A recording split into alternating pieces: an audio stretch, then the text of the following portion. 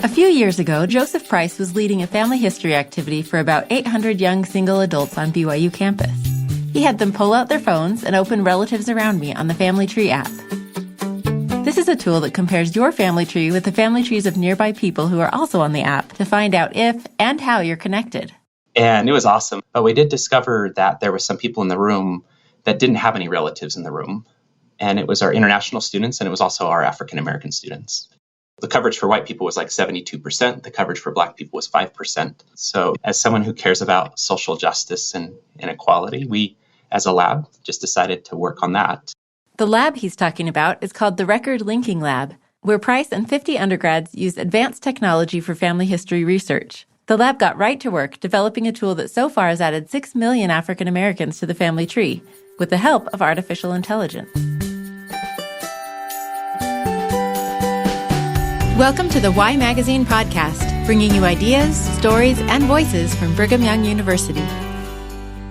I'm Whitney Singley Archibald, and today we're going to talk to Dr. Joseph Price, an economics professor and the director of the Record Linking Lab at BYU, about what this lab is, how it came to be, some of the cool projects they're working on, plus how you can get involved. And speaking of getting involved, we would love to get your input for this Why Magazine podcast as well by filling out our listener survey. What alumni, professors, or students would you love to hear from? What aspects of campus life do you want to know more about? We want to be your connection to campus, and we really listen to your feedback. You can find a link to the survey in our show notes. I love a good origin story, especially because in so many cases there's inspiration involved. The origin of the Record Linking Lab is no exception. It all started back when Joe Price thought he had no interest in family history. I didn't do any family history for 37 years. I don't know how I went from totally didn't care to it being one of the most important things in my life. I was sitting in a BYU Education Week class. The Spirit just touched my heart and told me to do family history. And I'd never done it before. And I went and looked for a family name, a family member I could take to the temple. And I was not successful at first. It took about 20 hours. I remember the moment when I almost gave up. I was like, I guess there's no names left for me to do. I guess my uncle did everything. But when I finally found someone I could do temple work for, I went right away to the Provo Temple and did all their temple work, and it kind of changed my life. And so ever since then, I've always loved doing family history as a hobby. And then a few years after that, I was at a conference and bumped into an old friend and asked her what she was working on, and she told me she was linking together all of the records for Ohio. That friend was Martha Bailey, who was an economics professor at the University of Michigan at the time. They started talking and realized that she could use the help of BYU students for her project. At that time, mostly it was just looking for ways to provide jobs to BYU students. I've always hired lots of students, but it was the first moment when I realized that I could combine my love for economics and family history together.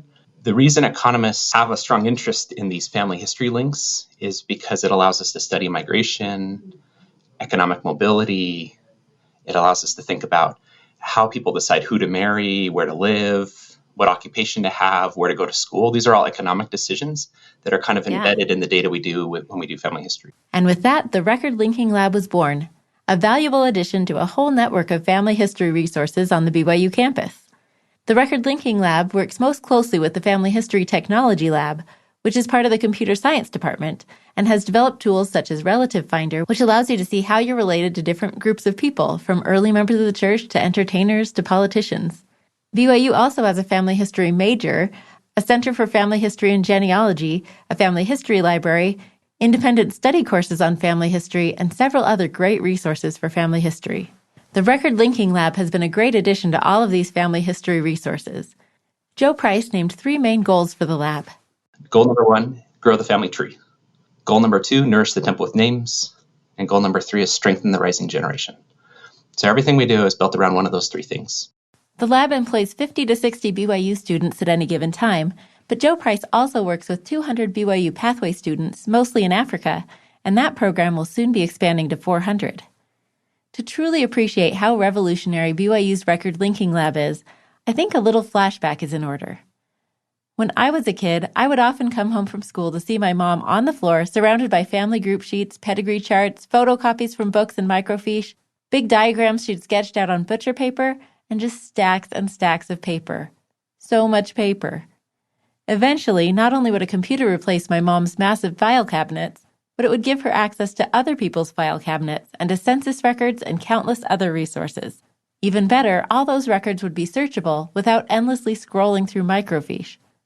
This liberated genealogists like my mother from so much of the drudgery involved in family history, freeing up their brains to do the fun and more important stuff, solving mysteries, piecing puzzles together, doing temple work. Even better, it made family history accessible to those of us who aren't experts. And now we're embarking on yet another family history breakthrough as family history meets AI. This is where BYU's record linking lab comes in. It uses machine learning to eliminate even more of the boring, time-consuming aspects of family history, specifically digitizing and linking records, hence the name of the lab. I asked Joe Price to explain machine learning to me and how it's related to AI. So machine learning is a form of AI. Okay. And machine learning is really just any time you use training data to teach a machine how to do a task. First thing we did was teaching a machine to determine if two people were the same people. Okay. So I see someone in the 1910 census, and I see someone that might be them in the 1920 census, and I want the machine to make a decision about whether they're the same person. And the machine's going to take into account the names, dates, and places of that person, other people in the household. It could, in theory, use occupation or parents' place of birth. It could, whatever information is available, it will use that information to try to make a decision much the same way a human would. It just needs a lot of training data. And that's where the genealogy work was helpful because we could use the genealogical decisions to inform the machine learning. Interesting. So is it getting close? Is it as accurate as humans? It's getting close. So, the reason I don't know how to answer that question is because I don't know how accurate humans are. Right. It depends on the so it depends on the human. human. I think, but actually, I don't think it's an either or. I've actually never thought of machine learning as replacing humans. I think the most exciting thing that machine learning can do is determine how difficult a task is. Oh. And it could say, this task looks really difficult. We probably shouldn't give this to a beginner. Or I could say, this task looks really easy. Let's give this to a beginner. Or this task is so easy that, in fact, we should just do it automatically and not even, waste the time of a human. Let's let the humans focus on things that actually take judgment and insight. And so it's really that ability to provide a recommendation system of tasks that allows us to include way more people in family history, including 8-year-olds. So, I don't know if people would have thought to have 8-year-olds attached to this, but if the machine can say, these are really easy, which is a lot like what, Disney Plus or Netflix does. It says, hey, this movie's really good for a kid. This movie's really good for a teenager. This movie's really good for an adult. That's what we're trying to do with record hints. Yeah. Oh, I like that. Okay. So almost like a triage. Exactly. Yeah, because sorting things. Exactly, because you'd hate your surgeon to have to do really easy medical procedures. You really want someone to do the triage and then send the person to the right place. AI is not trying to replace genealogists, just to eliminate even more of the busy work, specifically indexing, which is digitizing genealogical records such as census records. No more reading old handwriting samples and entering the records manually into FamilySearch. Digitizing this process makes it much easier to fill in the family tree worldwide. This is where it gets really exciting. The Record Linking Lab is using this technology for so many cool projects. We already briefly touched on the lab's project to increase the coverage of African Americans on the tree. After that young single adult activity we talked about in the intro, the lab got to work. We were trying to increase the coverage of formerly enslaved people on the family tree. So in the 1870 census, you can observe over 4 million formerly enslaved people. And even as late as the 1940 census, there's still 175,000 people alive that were formerly enslaved. And so in each census year, I can see people who were born prior to 1865 in one of the slaveholding states. And we're just trying to make sure they're all on the tree. Mm-hmm. And so that will be generation 0. And then we try to make sure their kids are on the tree. So that's generation 1. And that their grandkids are on the tree, which is generation 2. And then their great-grandkids are on the tree, generation 3. And because my experience has been people really want to know if they have an enslaved ancestor. So they're coming from the present to the past. We're going to come from the past to the present. And by working in both directions, it's just going to be so much more effective in helping people find that connection they're trying to find. And then we've expanded it out to other groups. But ultimately, we've added about 50 million people to the family tree. Wow.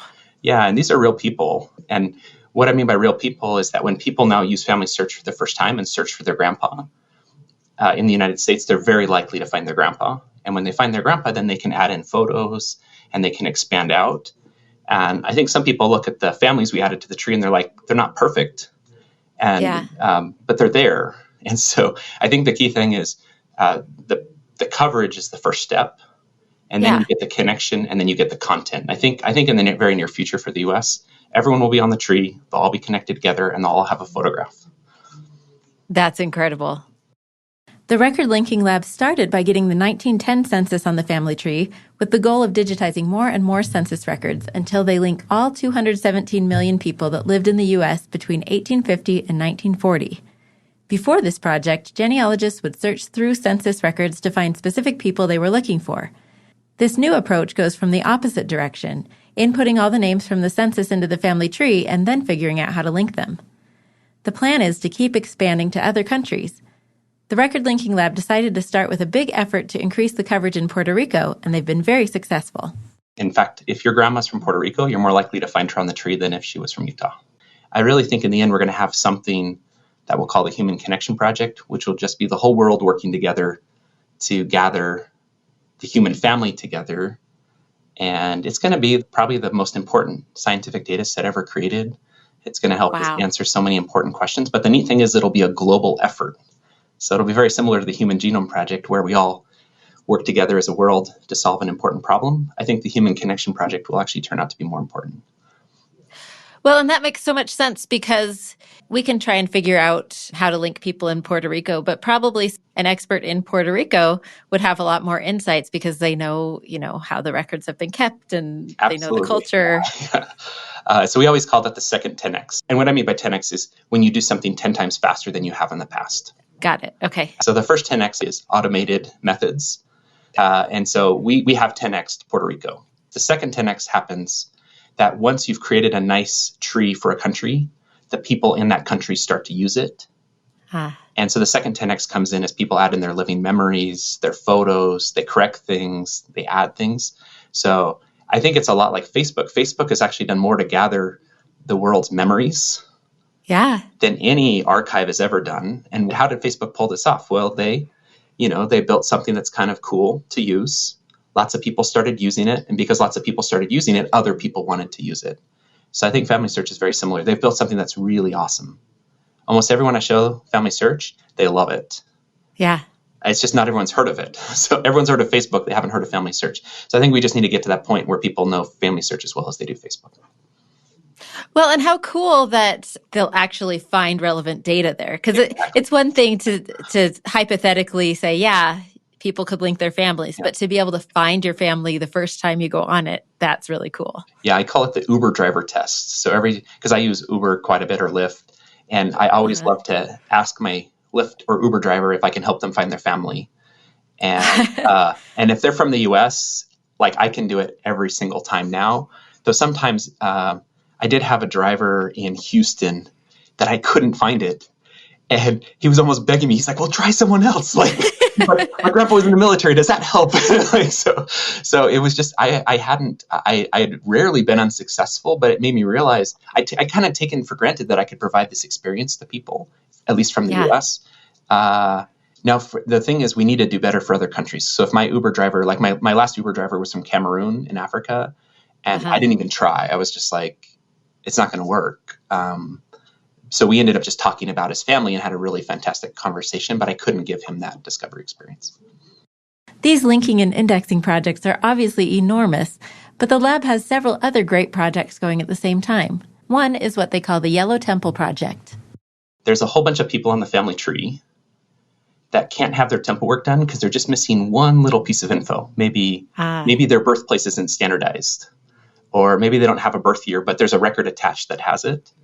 And so we've been kind of systematically identifying these people that could be easily turned into green temples.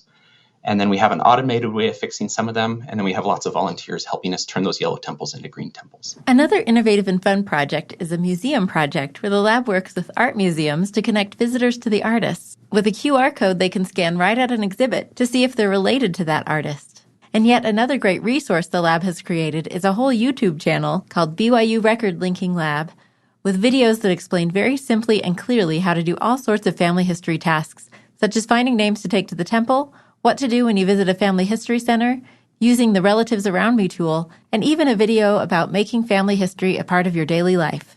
By now, hopefully you're wondering how you could get involved with some of the cool projects we've been talking about. Well, you're in luck because there's a whole section on the Record Linking Lab website about how you can volunteer with the lab. I think the best one that I've loved people trying out is called 5-A-Day. And you just sign up, and every weekday in the morning you'll get an email, and it'll just have 5 hints you can do. And you can do them on your phone or on a computer. I tend to do them as I'm walking from my car to my office. And so they're that simple. They're that simple. You on your phone, you click it, it pulls you right into SourceLinker. You make a decision about whether it's a match, and then you do the attaching. And we try to find families where someone got missed.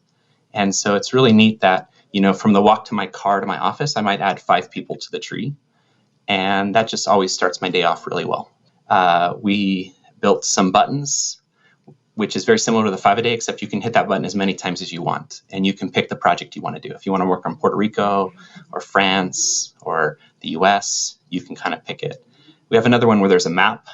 So you can type in your surname. You can see lots of dots on a map. You can pick the hints you want to do. Oh. But all of these are just designed to get you to SourceLinker, because SourceLinker is that tool on FamilySearch where you attach records.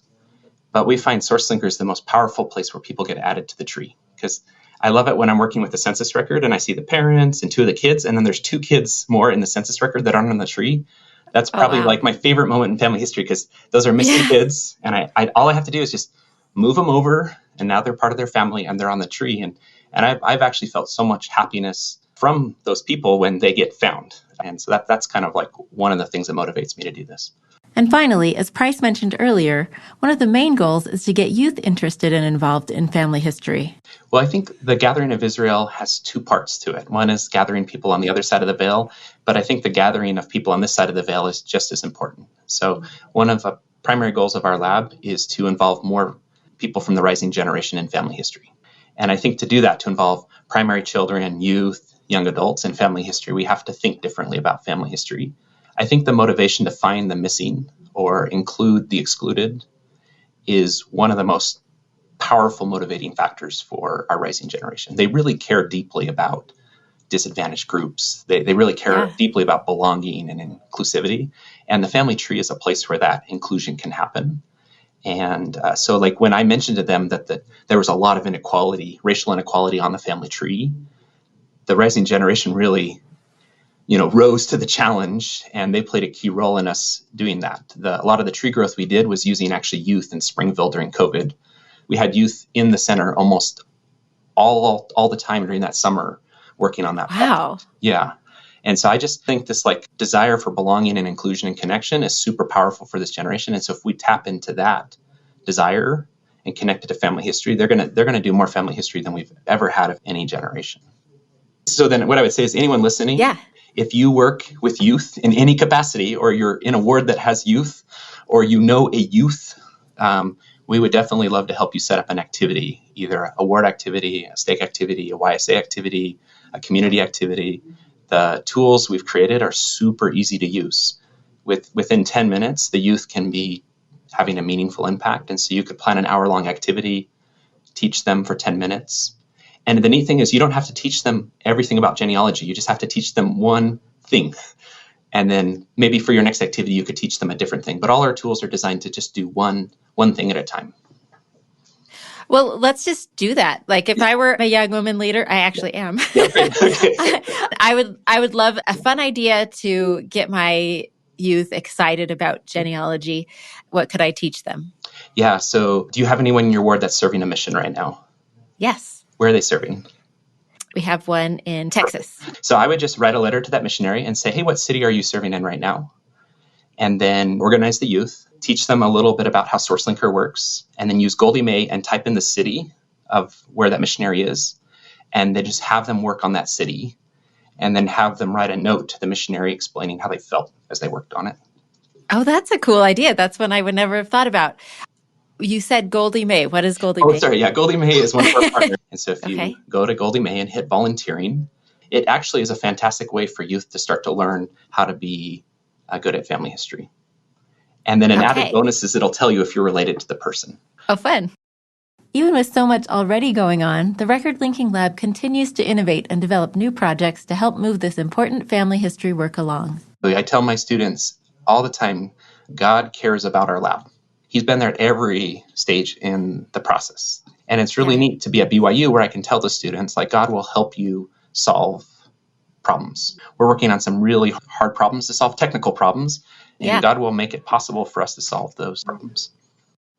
I think about just the changes since we've been alive, like in how genealogy is done. It really is mind-blowing what we can do. Yeah, and it's not just the technology that's changed. I think there's also been a change in the mindset about why we do family history. And I think there's some like verbiage we have that still reflects the old way of thinking. Like some people will say, hey, you messed up my tree. And, if we're related, I'll say, well, it's not your tree, it's our tree.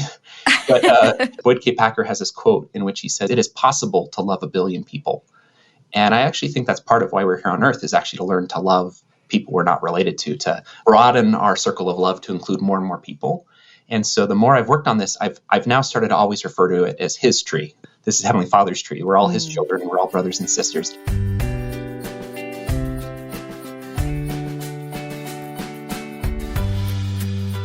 Thank you for listening to this episode of the Y Magazine podcast. Our next episode will be 3 different stories about how alumni are serving in their communities, coming March 6th. This episode was based on an article called Linking Families in the winter 2023 issue of Y Magazine by Miriam Brantley Merrill. It was produced by me, Whitney Archibald, with executive producer Denya Palmer. Denya will be moving on to a new opportunity after this episode, so we want to give her a big thanks for all she did to get this Y Magazine podcast up and running. Thanks also to Jarrett Davis for original music, mixing, and mastering.